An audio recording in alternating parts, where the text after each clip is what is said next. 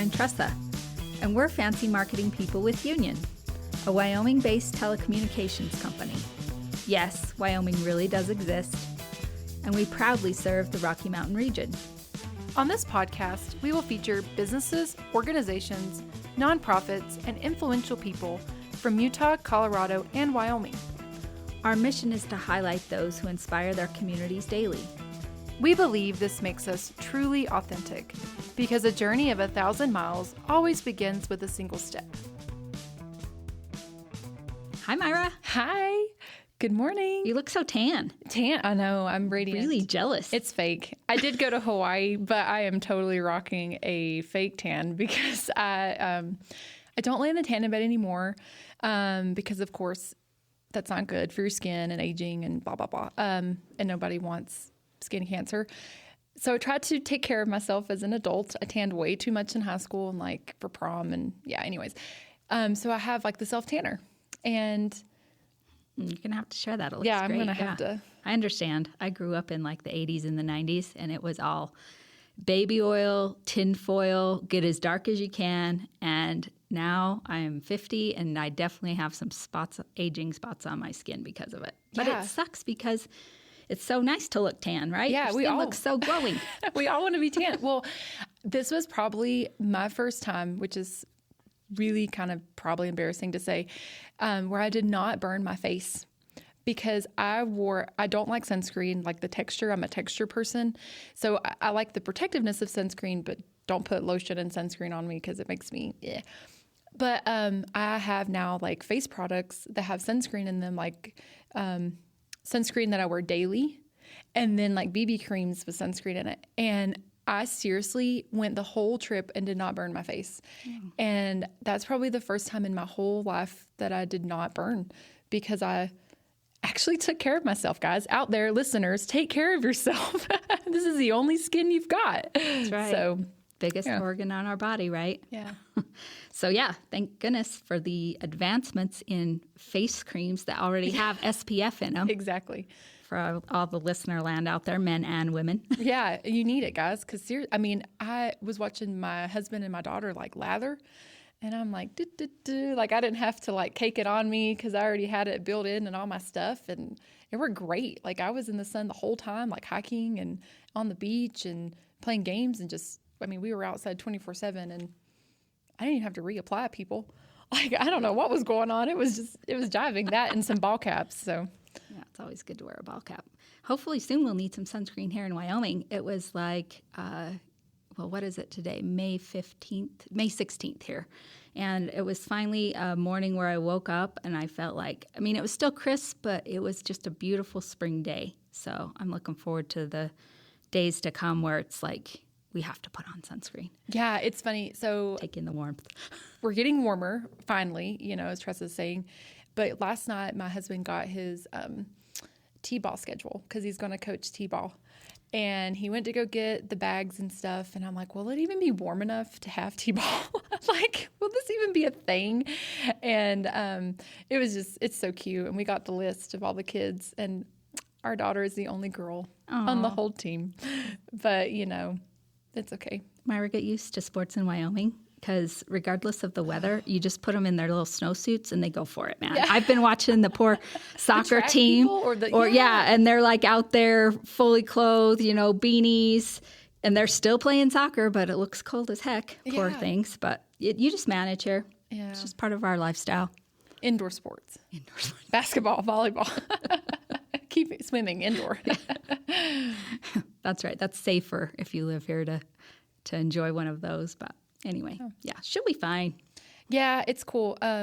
Actually, someone we're interviewing later, her son's on the team. And so I know all the kids on the team. I knew everybody. And one of our mutual friends that used to work here, Mitch, his son's on the team. So, like, there's so many people I know on the team, and I'm like, this is so cool. Like, I know all these people, because I'm starting to know more and more people, but you never know with that age group, like, what kids will be, showing up. So that's the beauty of a small community, right? Yeah. So I'm like, I know each of these people. Yeah. Well, we've got a great guest today. He's one of the directors here at Union Telephone. His name's Jed Vigil. He is the director of IT infrastructure and cybersecurity. Quite a mouthful, right? Yes. Yes. But we asked Jed to join us today so he could talk a little bit about his position with Union, maybe give some tips and tricks on cybersecurity, how to keep your kids safe, and just in general, who is Jed as an individual and why he loves working for Union and some of the boards he's on as well. So do you want to just start out telling us a little bit about yourself and your position with Union, Jed? Sure, I can do that. First of all, thanks for having me. Good morning. You do look very tanned. So, as Tressa said, I'm the director of IT infrastructure and cybersecurity. It is a mouthful. The acronym is ITIC, and we make a joke all the time, like, I tick people off. Yeah. Oh, boy, does he ever with all this security stuff. No, so grateful that he's there for it. But it's definitely interesting being responsible for cybersecurity because it's such a large scope. There's so many different types of risk out there. And it's just about, for me, it's about mainly building relationships with my fellow coworkers, my fellow employees, and educating them on what the risks are and how they can help. We do have all the technology in the background trying to keep us safe, but ultimately it's just about communication, I believe. yeah, it's funny. How long have we had the Duo login? So we have to have our login, and then it has to go to our cell phone to do a second identification. Do you see that progressing to maybe a triple threat soon? You know, I don't know if that's what they call it. I debated bringing this up because it's really cool. So you're speaking of multi-factor authentication. Yes, thank you. Yeah, and so it really does keep us safe. But the future of that is passwordless. No password at all, right? And it's something we can actually do today. It uses a pretty advanced technology. It knows when you're close. So you'd wear a small, we'll say, token on your badge or on your key ring, and it uses proximity. So Tressa walks up to her computer, it knows it's Tressa. There may be a second form of authentication, but you would never type in a password. Wow. That's cool. The hospitals do it today, right? A lot of the large organizations, Microsoft, Amazon, some of the bigger, maybe not Amazon, but some of the big tech players, they're fine-tuning this technology because passwords are just a risk in general. Mm-hmm. Yeah. So knowing that Tressa is Tressa, right? So there may be some biometrics associated. Some people are very scared of biometrics. They're like, oh, I don't want the government to have my face. Guess what, people? They have it. They already have it. Yeah. If you've been to an airport, to a shopping You've mall, been scanned. they know your face, right? The interesting fact is you don't actually own your own face. What? So, yeah, have you heard of deepfakes? Yeah. I have not. I have. So deepfakes are when they take your likeness and they automate it, right? They make you say things that you wouldn't say, your voice. I'm not sure if you guys know who Kendrick Lamar is. Yeah, I love Kendrick Lamar. He did a really cool he did a video to launch his new album, and he has deepfakes of where his face is changing from his to Kobe Bryant to, multiple people. Mm-hmm. And it looks real. Mm-hmm. But the reality is that there's no law in the United States that says Tressa owns her likeness, her face. So if somebody was to take your face from a video, mm-hmm. make another video of you, I don't know, kicking cats, you could say, hey, that's not me, but you have no legal repercussion. Oh, wow. Well, that's spooky. That We is just went to spooky. next level. Yeah. We went to the next level. We went just really deep. Yeah, deep fake. So to answer your question, having a third authentication, probably not in the near future. If anything, we're trying to reduce that risk of passwords in general. So multi-factor is kind of where we're at today. And then hopefully proximity or some other passwordless authentication would be in the future. In the next. Great. Yeah, that's crazy. I am laughing internally a little bit just thinking of you. Like I tick people off. Like I just actually scheduled a meeting with your team and I called it Groundhog Day because I think I've had this conversation about 300 times. But I love how serious like the team takes cybersecurity and keeping our employees safe, but keeping the company safe and our data safe. So I do appreciate it. But speaking of that, with everything that's going on, a lot of you're talking about like having that 3-factor authentication or what that could look like. But But how do we navigate the world right now, or how can we keep ourselves safe from the influx of spam? We're getting spam calls, we're getting robocalls, we're getting lots of phishing emails. We get phishing emails at work, but I get phishing emails personally. So as just me, who knows what I know, and we're all a little trusting, we can all be a little naive. How can we keep ourselves safe? Don't be naive. Take the time, take a deep breath, educate yourself on what's out there, what's happening. It doesn't take that long. Matter of fact, I would love for all of our employees to be cybersecurity experts. I don't know if we could afford to pay them all cybersecurity expert fees or salaries, but take the time to really look at the email. Educate yourself on what's out there, what are the main risks, right? The main risk to you is your personal information, right? Your bank account. And nowadays we all carry that in our pocket and our cell phones, right?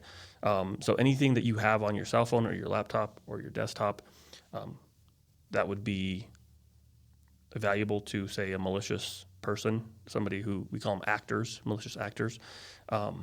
Just know where it's at. Know what you have and what you don't have. And as far as the emails go, they're fairly easy to identify if you take the time to look at them. You learn a lot from the email address itself, right? Mm-hmm. And also, are you expecting that email? Do you get a lot of those types of requests? It's funny, you can take an email address, and please no one do this, and you can go to websites and you can put the email address in the website, and it'll enroll them in all the spam, right? Wow. So a normal person would go, hey, I usually get a couple a day. Mm-hmm. Now I'm getting hundreds a day. Well, somebody probably took and exposed your email address to the world, to all these actors, these bad actors. So the biggest tip I can give is just educate yourself and take some time, slow down, really look at what they're sending you. If you get something from Wells Fargo and you don't bank with Wells Fargo, mm-hmm. that's a clear indicator that it's probably not real. Yeah, because it's interesting. I've actually had my Venmo hacked. And the way a lot of companies like online banking, any kind of transactional things, they send you codes on your phone. So like PayPal will send me a code. People will send you codes. And somehow I got a code and it wasn't the code and it happened to me. And I mean, that's my banking. That's my personal information. They changed my picture. They changed my name. They had access directly to my bank account number, like the account numbers and everything. And so I had to go through a really strenuous process. But at the time, there wasn't huge Venmo hackings going on. So I totally hear what you're saying. Like if there's a lot going on or there's being in the know, being cautious, but researching, because if it's happening to me, it's happening to multiple people. It's going around. There's going to be, I'm not an isolated attack. Yeah. Correct. Yeah, and it's so interesting, like the technology that enhances our life, like Venmo, and makes things so much easier for us. But at the same time, having to still be cautious and protect ourselves as that technology advances. That's always going to be a continuing process, obviously, for everybody. So, Jed, a lot of our consumers out there are small business owners in the communities that we serve. Do you have any tips or tricks for them being, a small business that may only have 1 or 2 people or, 1 to 5 people on how they can ensure that they have some cybersecurity in place for their small businesses versus a larger organization?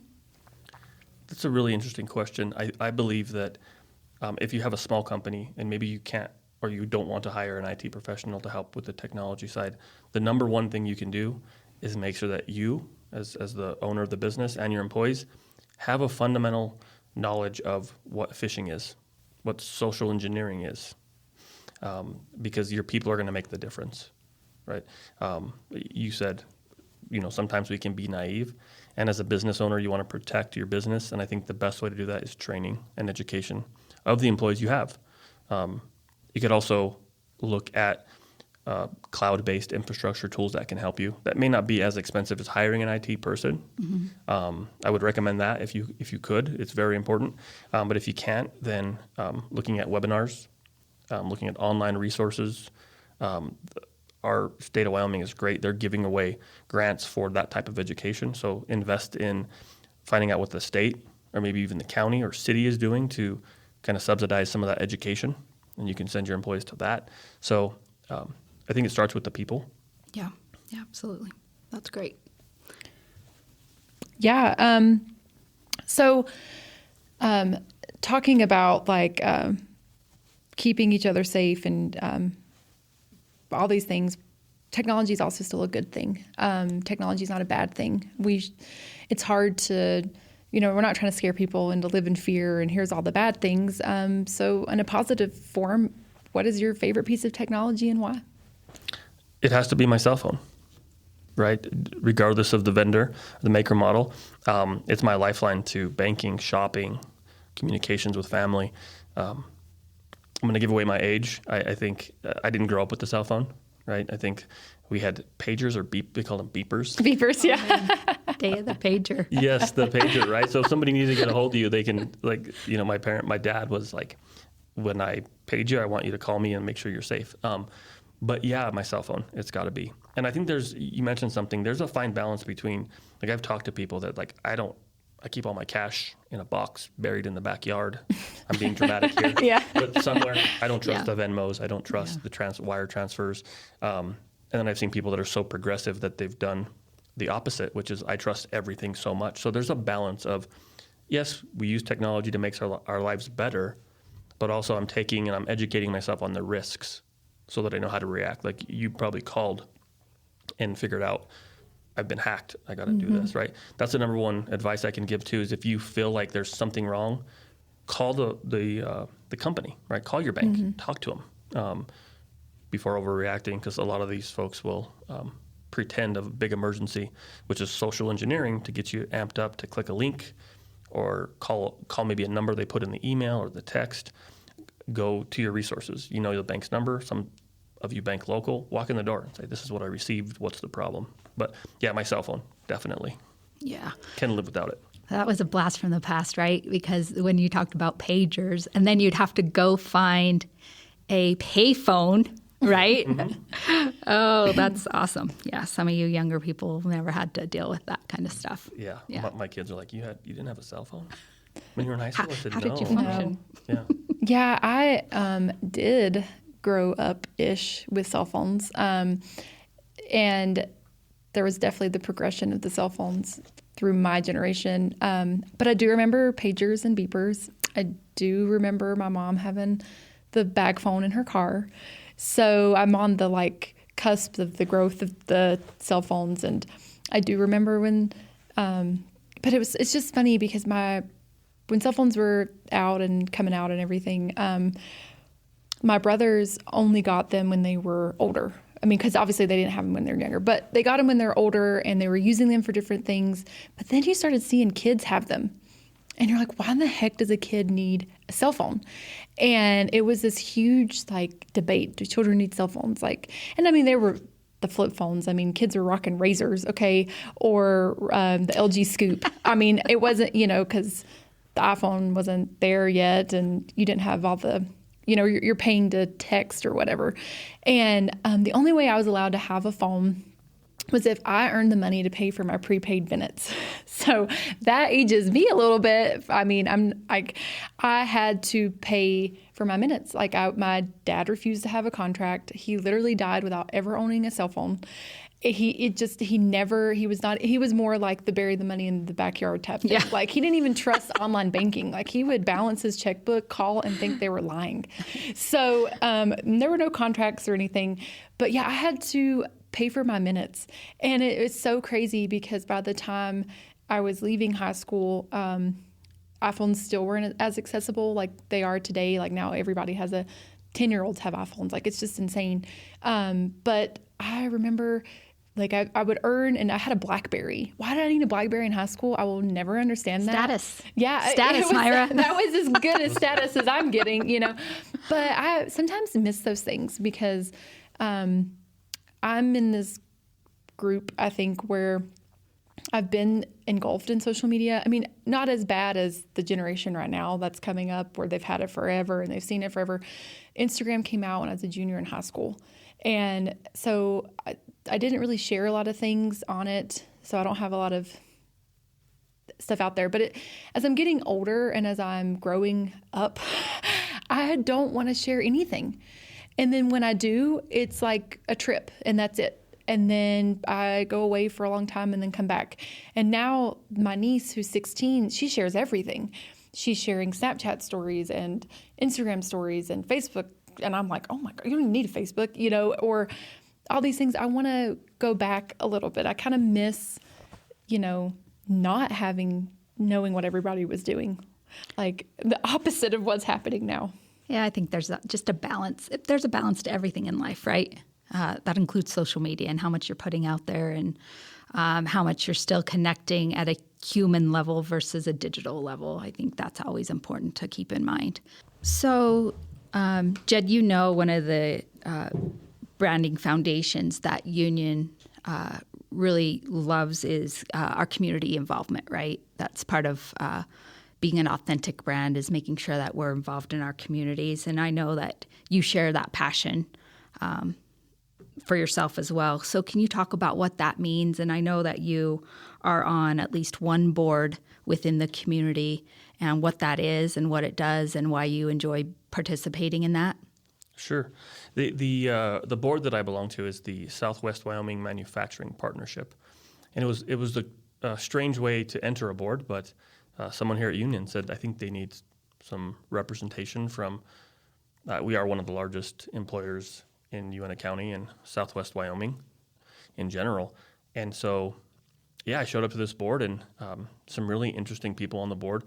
Our mission statement, not verbatim, but is to bring back manufacturing and small business, middle-sized business to Southwest Wyoming. You guys all know the history. China tooled up and we tooled down, right? Everything that we buy is typically, and we've changed a little bit, but is made in China. Mm-hmm. And so why not Wyoming? So the board is all about connecting small business. We have a ton of land out here. We have a ton of opportunity. Sure do. Why aren't we doing more for our students and teaching them what industry we currently have, and then what industry we could bring in? I think the goal there is, we know that high school students, they graduate and they go, I'm going to go off to some big city. The goal is to eventually have them come back and work in a meaningful position that they're happy doing. But right now, they're far and few between. So we want to bring more industry to Wyoming, Southwest Wyoming in general. Wyoming would be great all around, but our focus is Southwest Wyoming, and how we connect the businesses with the educators, with the students. Or you don't have to be a student, right? Just workforce. So that's what our board is about. We try to attend community events often. We donate our time often, and really trying to get a voice for the people that are leaving because they don't have work here in Wyoming. Yeah, that's cool. I grew up in a community that was very heavily industry specific. It was the furniture industry, and it totally went away during 2008 during the recession, and then it went off to China, and it depleted the workforce in that community. That community is still suffering. Some other industries have come in, but I love what you're talking about, because that's called the brain drain, where people are educated here, but then they leave and they don't return back to the communities that they grew up in. And it's definitely what you're saying. It's a couple of reasons. It's either they were not connected to the resources that are there, or there's not resources that are there. So there's not job opportunities. There's not businesses to go and work for. So I really love that. I knew you were part of the board, but I didn't know specifically what all the board did. And I think that's great, because we have wonderful people that live here, and we want to continue to bring these people back and to stay here and to grow. And in order to do that, there needs to be opportunities for those people. I 100% agree. I just want to take a moment to pitch the Western Wyoming. We have a great partnership with them. Dr. Kim Dale is on the board, as well as Amy. And so we're working with them to create programs, right? We created a fiber splicing program. They've created a tower, or just a climbing certification. It's actually a program. And recently they've launched a cybersecurity program. So now they're speaking my language. Yeah. You're like, woohoo. When I look to hire somebody, I'm looking at outside the state typically. And it would be great to go to a local school like Western Wyoming Community College and say, give me your best, right? I'm also on that board of advisors for that group, so I'm actually helping them build content, or if not build content, giving my feedback on what in the workforce, what they need, how they need it. And we've been missing that for a long time. Yeah, that's That's amazing. incredible. That's Yeah. really great that they've been able to bring programs in that are going to help within the state of Wyoming, right? And local kids can go and get educated right here and then have job opportunities within the same space that they may want to stay. Right. So that's awesome. I love that. Yeah, with me moving into this community, my background is in communications and marketing, and I honestly didn't know what I was going to do. I went to school for this. I worked really hard for this. I love this. I'm passionate about it. Well, what kind of job would I have? What opportunity is out there? And so, finding that opportunity here at Union was like literally finding treasure chest in the middle of the desert, but it has provided me so much. And so I love that we're really creating these programs for students within the state to have something to grow into because, there are kids that want to do marketing, but where are they going to work? Or cybersecurity, where are they going to go? And it's awesome that you're building the program, you're creating that curriculum and that content to help really nurture their passions because we're all passionate about something. And kids might like cybersecurity, but they also want to live in Wyoming. So how do you marry those two things together? Yeah. And as we're kind of getting ready to wrap up here, I have two final topics I just want to hit on before we end today. And one is, you've been in a leadership role for quite a while now. Is there any type of advice that you'd want to share with somebody starting their journey, knowing that that is their goal, is to end up in a leadership position, or maybe a book that helped you, or a quote, or a mentor, or anything you want to share regarding that? Sure. I've had a interesting career. I think one of the unique pieces of my career was that I worked for 3 major companies that all outsourced to each other. And then, so I moved every 2 years. So adaptability. So I've been in leadership for about 20 years now, 20 plus years. And it was about adaptability. It was about not being so rigid that major changes are going to push you over the edge or really change your mindset on what you want to do. And I became a leader by accident. It wasn't necessarily something I thrived for. I didn't say I'm going to be the greatest leader ever, or I'm going to be a manager or a supervisor. It was like, we need someone to fill this role and tag, you're it. And that was 20 plus years ago. So the advice I would give them is continuing education, especially in IT. Everything changes. We talked about the changes that are happening rapidly. So it's a mindset you just have to own, is just continue to educate yourself and then be adaptable. Yeah. Be able to take on a challenge. The minute you be in IT, you become resistant to change. You probably need to change your career field. Yeah, I think in general, right? Anything in a technology industry. I mean, I remember when I was interviewing quite a bit when I was back in customer care and sales, I would ask the candidate if they enjoyed change, right? Because if they didn't, I was like, this is definitely not the industry you even want to consider, because things do change rapidly, right? They do. Yeah. You asked about a book. Yeah.